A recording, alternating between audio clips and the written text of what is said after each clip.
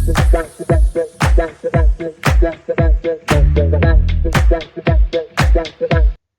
सभी का स्वागत है मेरे YouTube चैनल पर। जैसे कि आपको पता है कि हमने कम्युनिकेशन की सीरीज स्टार्ट की है। इसमें हम बहुत सारी चीज़ें डिस्कस कर चुके हैं, लेकिन आज हम डिस्कस करेंगे कुछ टेक्निकल टर्म्स जो कि यूजीसी बार बार क्वेश्चन पेपर में पूछता है।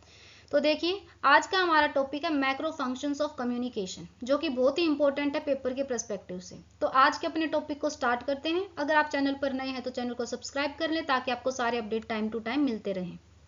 मैक्रो फंक्शंस ऑफ कम्युनिकेशन, देखिए मेनली हमारे पास 8 काइंड हैं मैक्रो फंक्शंस ऑफ कम्युनिकेशन के। One by one her kind को करेंगे, तो बड़े ध्यान से इस वीडियो को देखना क्योंकि ये टॉपिक बहुत ही ज़्यादा इंपॉर्टेंट है पेपर के परस्पेक्टिव से।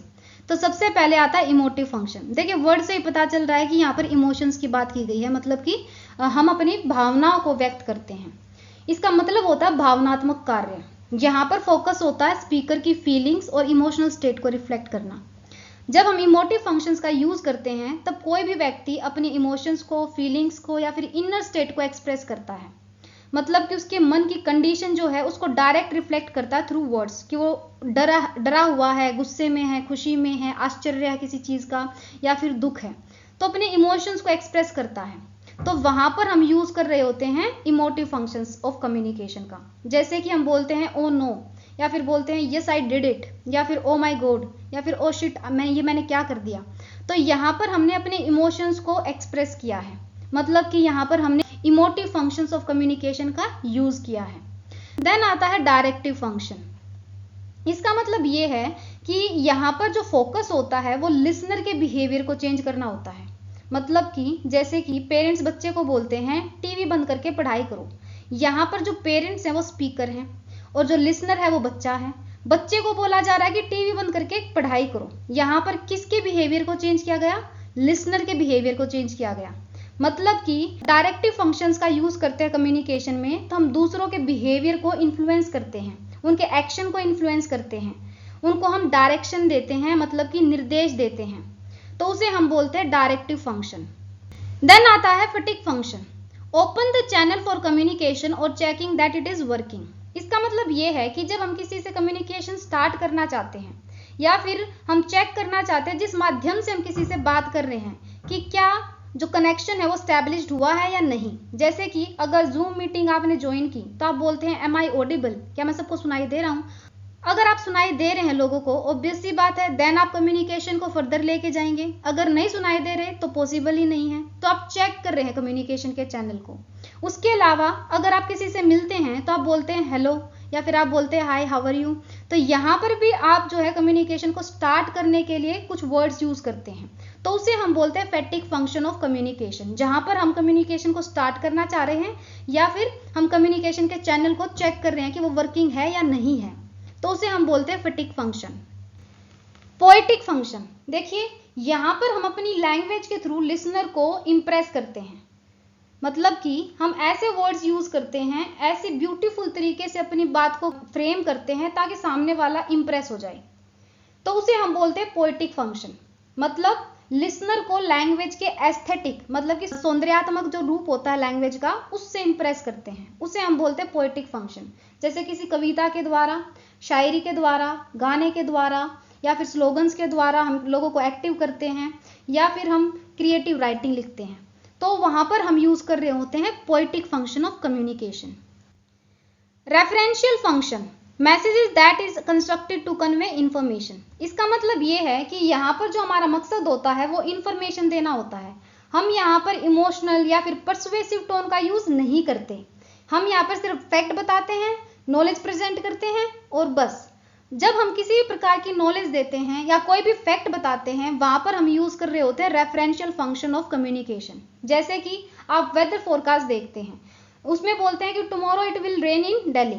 यहाँ पर आपको नॉर्मली इंफॉर्मेशन दी गई है, नॉर्मली जो फैक्ट होते हैं उसको बताया गया है।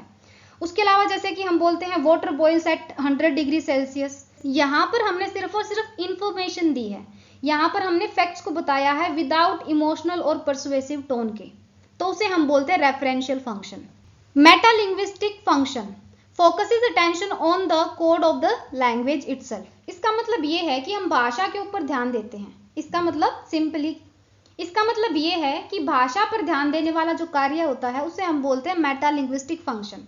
यहाँ पर हम बात करते हैं लैंग्वेज के बारे में, भाषा के बारे में।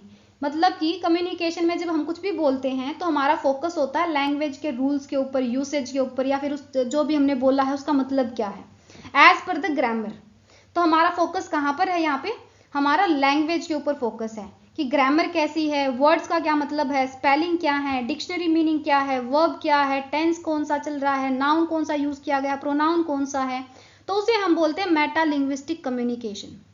देन आता है contextual function, facilitate the creation of a particular kind of context.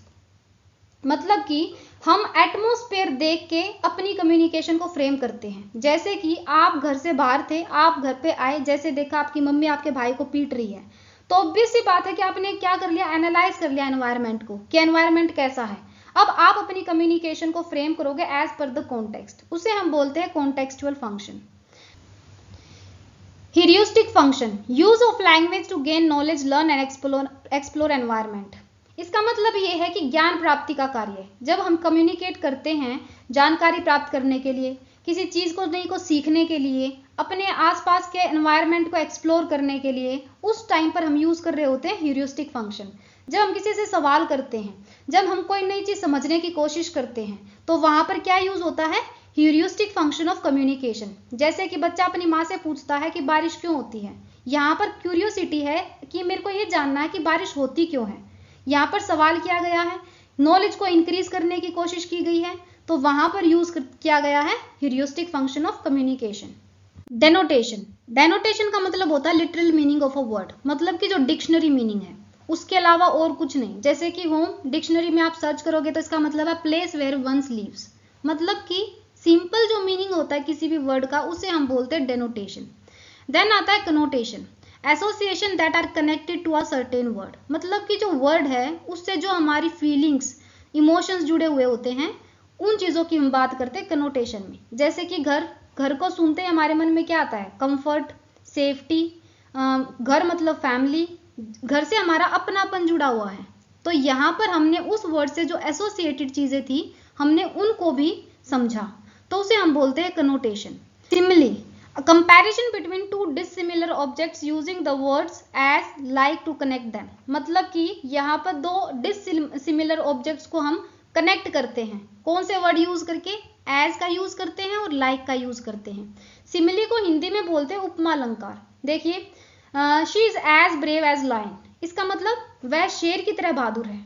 हम बोलते हैं he runs like the wind, वह हवा की तरह दौड़ता है। अब यहाँ पर हम एक लड़के का कंपैरिजन करते हैं हवा से, तो दो डिसिमिलर चीजें हैं और हम इसको किस तरीके से कनेक्ट करते हैं, बाय यूजिंग एज या फिर लाइक। उसी तरीके से हमने लड़की को कहा है कि वो एक शेर की तरह बहादुर है, यहाँ पर हमने किस चीज का यूज किया, एज का। तो यहाँ पर एज काम कर रहा है एज अ सिमिली, कि हमने एक चीज को दूसरी चीज से कनेक्ट किया है। अब शेर का और लड़की का कोई कंपैरिजन है, दो डिसिमिलर ऑब्जेक्ट है, लेकिन हमने कनेक्ट किया by using the word as and like. Next is a metaphor, compare to dissimilar objects without using the words as और लाइक। इसको हम हिंदी में बोलते हैं रूपक अलंकार। यहाँ पर हम एज का यूज नहीं करते, लाइक का यूज नहीं करते, लेकिन फिर भी हम ऑब्जेक्ट्स को कंपेयर करते हैं। जैसे कि टाइम इज थीफ, समय चोर है, या फिर हम बोलते हैं हिज वर्ड्स वर पॉइजन, उसके शब्द जहर थे। यहाँ पर ना हमने एज का यूज किया ना लाइक का यूज किया, तो यहाँ पर हमने दो डिसिमिलर ऑब्जेक्ट्स को एक दूसरे के साथ कंपेयर कर दिया without using as and like. तो आज की अपनी वीडियो को यहीं पर एंड करते हैं। अगर आपको वीडियो अच्छा लगा हो तो चैनल को सब्सक्राइब करें, वीडियो को लाइक और शेयर करें।